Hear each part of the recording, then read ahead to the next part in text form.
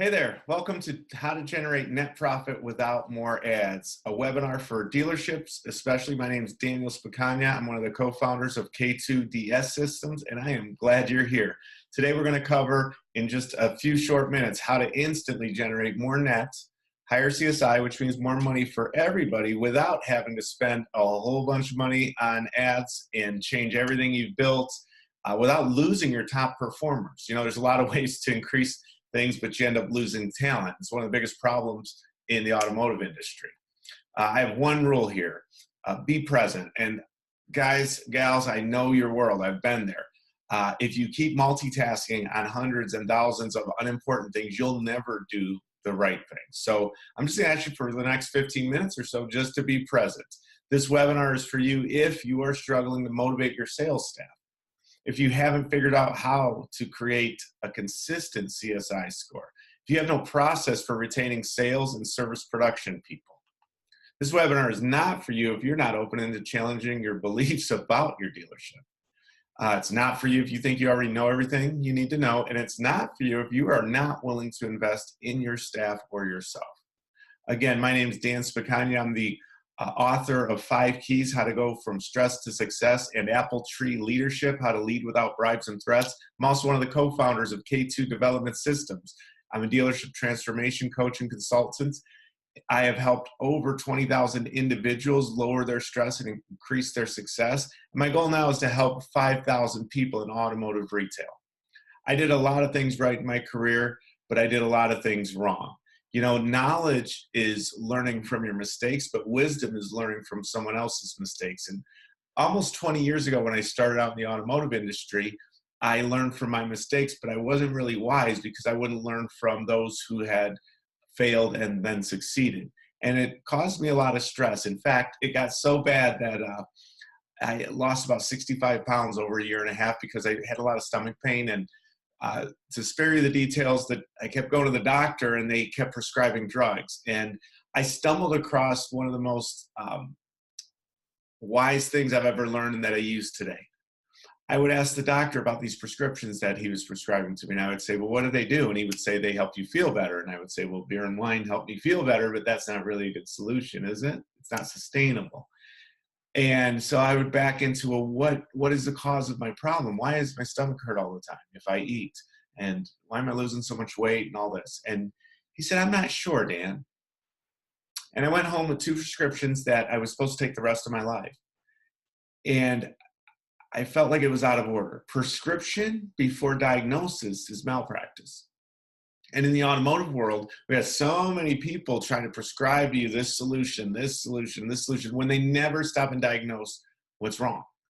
And so today we're going to look at 3 steps in how to diagnose your dealership. So I learned the hard way how not to motivate people, how not to increase revenue, and you kind of get to cheat and learn from my experience and hopefully be wise. So I want you to think about, imagine what if your life be like if you weren't turning over 70% of your sales staff every year.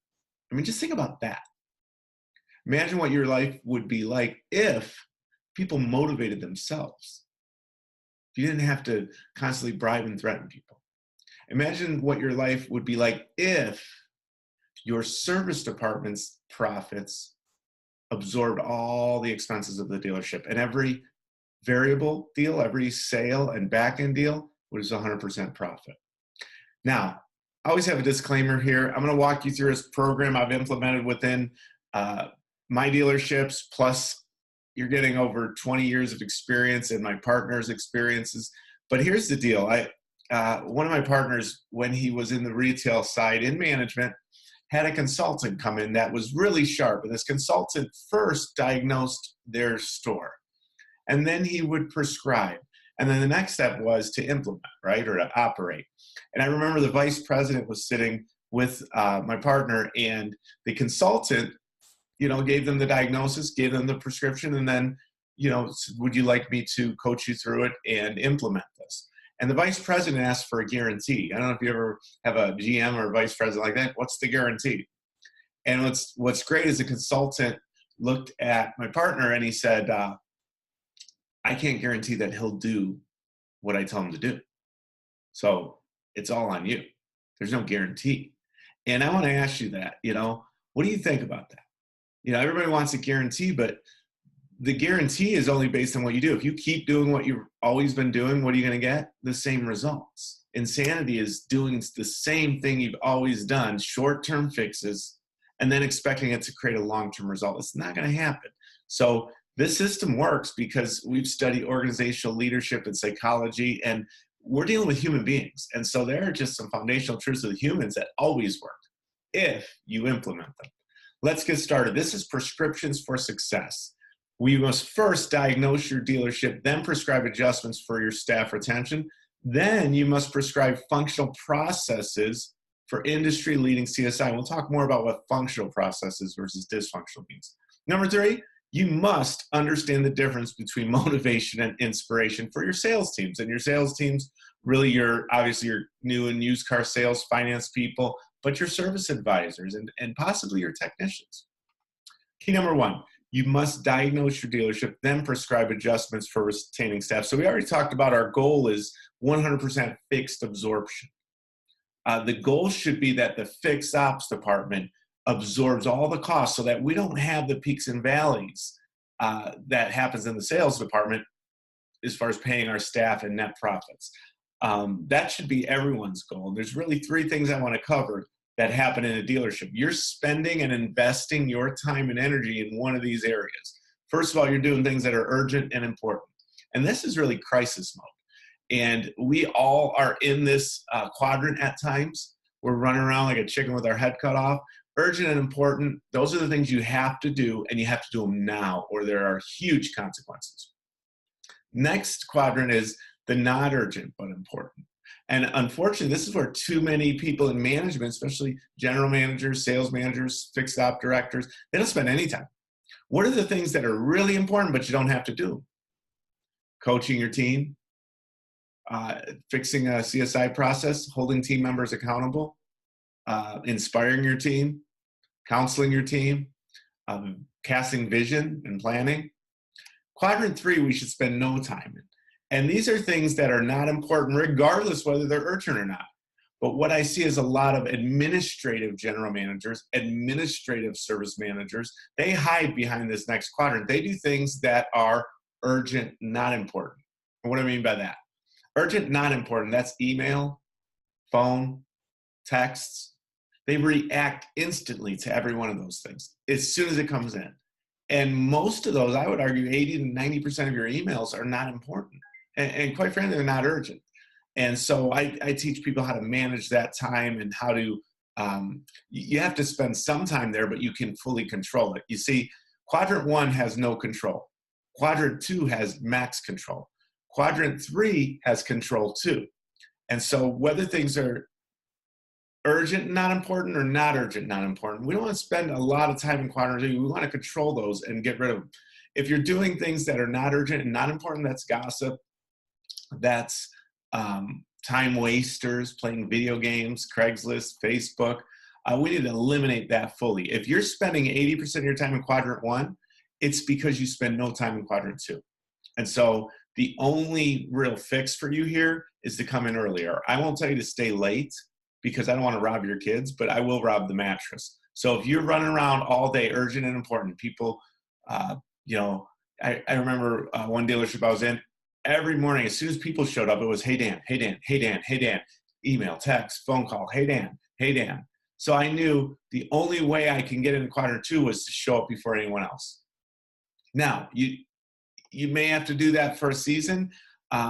Every minute spent in quadrant 2 yields 10 minutes in quadrant 1. So we have to figure out what are the things that are urgent and important, and then what are the things that are not urgent and important, and then we need to spend time on quadrant 2. Next key, number 2, once we diagnose first, is you must create functional processes that create high CSI results. What do you mean by functional or dysfunctional? If everyone does that process over and over again, does it produce positive results? And is it sustainable? Does it retain your staff? Does it produce high CSI or high sales or net profit? And does it do it without damaging your staff? I've seen everything from spiffs to bringing in a gypsy crew is what the term was. I don't know if that's politically correct, of salespeople. Well, you can do that and you can boost your sales for a minute, but it's not sustainable unless you're going to sub out your entire sales team, which none of those groups will do it because they know they get you sales at the expense of CSI. They get you sales at the expense of customer retention. You know, the saying is you can fleece a sheep for a lifetime, but you can only slaughter it once. And too many times we have processes that are dysfunctional. 3 parts I want to focus on. First of all, your pay plans. You know, kind of sneaking into step 3 about motivation, your pay plan is your statement of value. Not that stuff you hang on the walls. That has nothing to do with your values. What you pay people for is what you value. Most pay plans reward dysfunctional behavior. What do I mean? They reward backbiting. They reward being cutthroat with a team member. They reward lying. They reward cheating. And so first thing you gotta do is make sure your pay plan is in alignment with what your values are. I'm not going to just blanket a pay plan over every dealership. I want to know what do you value, and then let's make sure our pay plans reward that. Number 2 is 98% of what people think is unconscious. And 80% of what they do is formed out of that unconscious habit of thinking. So you need to figure out how to create disciplines that become habits. These successful dealerships have the habit of being successful. It's not a skill set, it's more of a habit. And so I think about one dealership, we wanted to, we were really bad in tire sales, and this was on the fixed op side. And, you know, you've seen the spiffs and that, and I'm fine with short-term motivation, you know, being monetary, but it's never going to work long-term. What I wanted, though, is the long-term result of our team members looking at tires all the time, our team members thinking that we're a tire dealership all the time. And so we did create a little bit of a motivation, but it was more about focus. We measure everyone's tires every time, 100%, no matter how new the car is or how old it is or what kind of car it is. And what happened is we had a short-term spiff program, but again, going into step 3, it was win-win based. And here's what I mean. Too many people do a spiff where the top salesperson gets a bonus. Well, that's win-lose. Only one person wins, everyone else loses. What I did is make it more win-win, where everybody who did well could win. I ran it for 60 days. And after 60 days, what happened was our team members yielded the fruit of it. They saw that we could sell tires, that there were opportunities out there. And now 6 years later, they're still in the top in sales and tires because it's a habit of that dealership to look at tire treads. There are disciplines. Now, discipline is what you do every day, regardless of what day of the week it is or who the customer is. And you do that to control things you can't control. So a discipline is something I can do by direct effort that helps me get what I can't get by direct effort. And then if you're going to tie a bonus, a financial reward, it has to be win-win. In Chris Voss's book, Split the Difference, I highly recommend it if you're a sales manager, general sales manager, GM, whatever, service manager. You need to read that book. And he talks about never split the difference. And he tells a story about a husband and a wife getting ready to go out for the night, and they're dressed up fancy, and the husband wants to wear his brown shoes, and the wife really likes the black shoes. And so guess what they did? They compromised. Just like we do at the closing table, we split the difference. Well, he went out with his wife with one brown shoe and one black shoe. Now, who lost? Everybody. Splitting the difference is lose-lose. We both give in. And so we're not a fan of that. We want to make sure everybody wins. We want to have processes that are functional, which means if we keep this process for 6 years, it produces more results, better results, higher retention. All right, key number 3, you must understand the difference between motivation and inspiration for salespeople. Now, who are your salespeople? Obviously, your finance manager, new car, used car, sales managers, but your service advisors, and truly your technicians you could view as salespeople. So what's the difference between motivation and inspiration? Well, old school motivation is the carrot and the stick, and we all know that too well, right? You dangle the carrot in front of the donkey when it doesn't work anymore and it doesn't motivate the donkey, doesn't motivate the salesperson. What do? You beat them with the stick. And those are the most primitive forms of motivation. In fact, 2-year-olds have mastered those. Bribes and threats. Bribes and threats. And if you're still, that's your base form of motivation, I'm going to ask you to maybe graduate up into an adult level. You can't lead, you can lead a horse to water, but you can't make him drink. But you know what? You could be salty. You put salt in its oats. And so as managers, our job is not really to motivate them, believe it or not. It's to inspire. It's to illuminate, cast a vision. Motivation has to come from the individual.